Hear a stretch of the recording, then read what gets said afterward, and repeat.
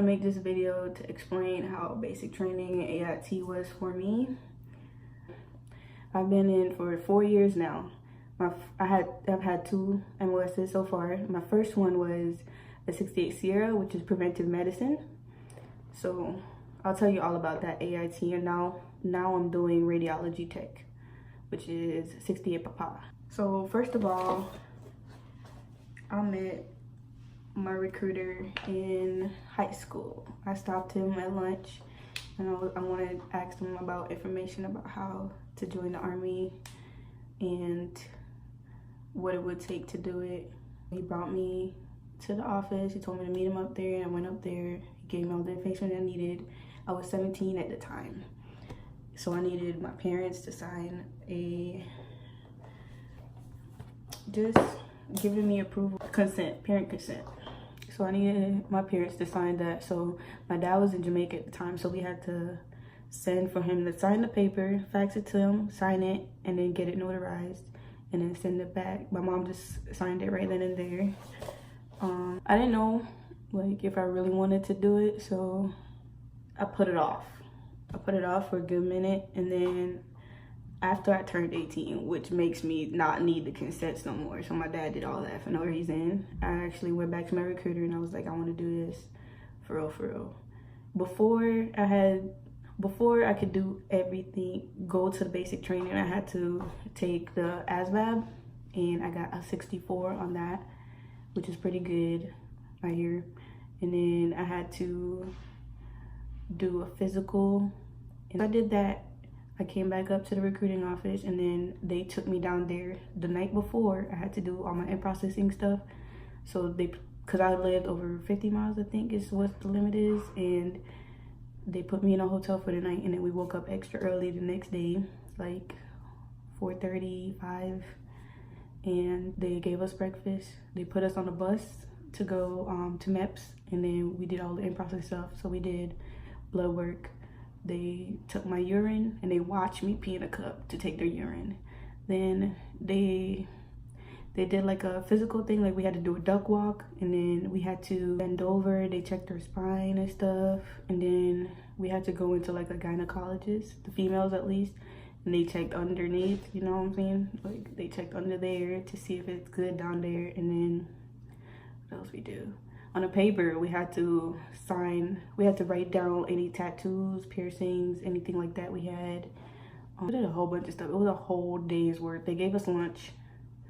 It was some dried up cold sandwich. It was disgusting. And the juice was good. We had soda, cookies, chips, a whole bunch of stuff. Then we had to go back downstairs to officially get our MOS.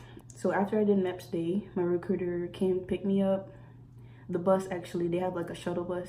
It came to pick me up and then brought me back home. That was that for like a couple months until I graduated high school. After high school, now after a month after high school, I officially left for basic training. So my mom brought me to the recruiter's office.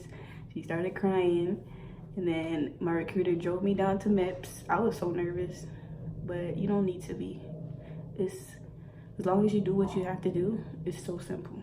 So he brought me down to MEPS, and they didn't book my ticket. So we went all the way to the airport and went up to the desk and was like, there's no ticket for her. So we went back to MEPS. They booked me a ticket for the next day, so I had to stay in the hotel the day before, that night. So I stayed in the hotel that night, and then I had to get up with everybody going to MEPS the next day, and they brought me to MEPS. Sat there for a minute to wait on my flight, and then the shuttle came and brought us to the airport. Got to the airport, I had a whole bunch of connections, and then I got to Fort Sill, Oklahoma. Well, before I got to Fort Sill, I went to the USO, and we sat there for a couple hours until the bus came to pick us up and brought us over to Fort Sill. So the USO is like a spot for military members where, like, if they're waiting at the airport for like a delayed flight, or they got a connection, they gotta wait. There's games, there's food, there's movies, there's things for your family, like little kids games, snacks. If you gotta stay overnight, they got cots for you. Not very comfortable, but it's something, you know. And what else? They just got a whole bunch of stuff there for you for free.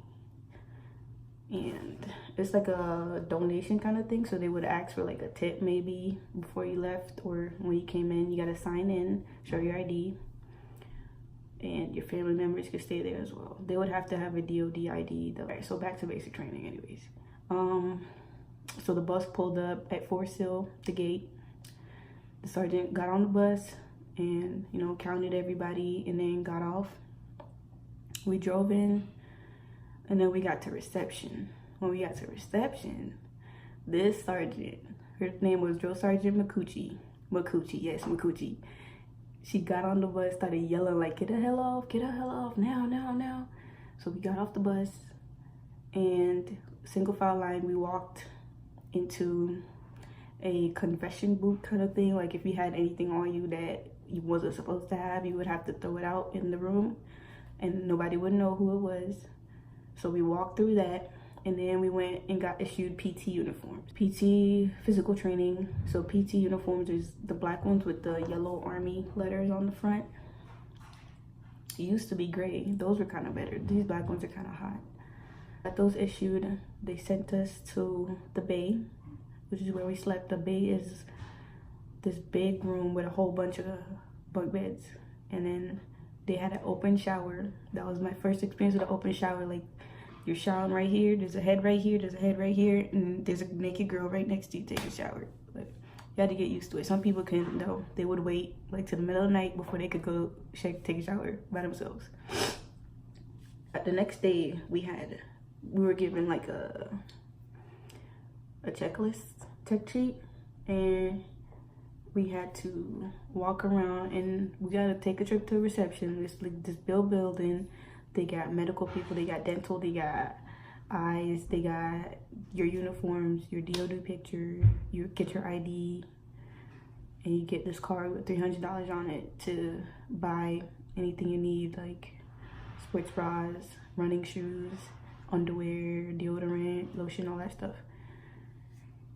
So I did that. You get your peanut butter shot, you get all your vaccinations that you need. They issue your uniform, your boots. Once you get issued your uniform, you put it on the next day. Then you have to start breaking in your boots. Let me tell you, them shits hurted, okay? They hurt so bad. You gotta like bear the pain and break them in. Once you get your uniforms, you also get name tapes. They should already have them pre-made for you. You just tell them your last name and they give it to you. Get a whole bunch of briefings. You gotta try to stay awake. You're gonna be super tired. I got in at like 2 o'clock the night before, and then they had us get up at like 4:30, turn our phones in. So we gotta keep our phones for the night until in the morning. We gotta wake up. You call up your parents, whoever you need to call, and be like, oh, I made it safe, I'm okay, I'm about to turn my phone in. You give them your phone. You put it in a plastic bag with your name on it, and then they put it in a box. Seal it. Close the box and all that stuff. Put it in the box and seal it. Then after you're done with your in-processing, you get everything you need.